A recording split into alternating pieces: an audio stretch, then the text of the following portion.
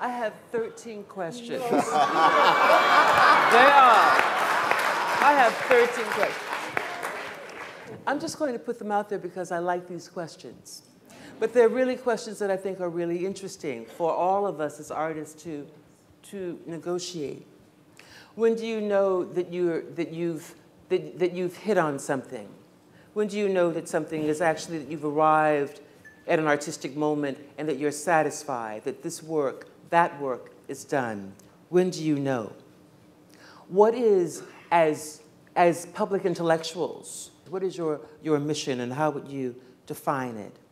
For Wynton, you often take me, no, they don't have to answer. Oh. They don't have to answer.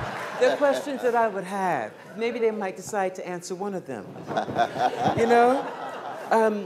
Last night, I thought that I heard you actually doing exactly what you had been talking so much about, which is making American music, classical music, making that understood by a large body of people through the way that you've worked.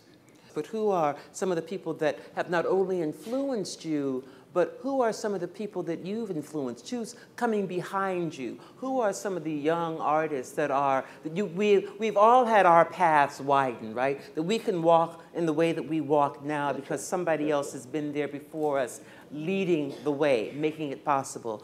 Who are we leading the way for? Who are some of the young people? What are their names? How would you talk about what they're doing and the significance of what they're doing?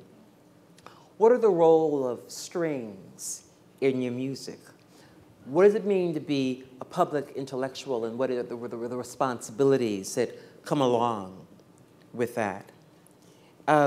Sometimes I hear champagne cocktail in your music. Am I hearing that right? It sort of takes me to the stars. It reminds me a little bit about Bird.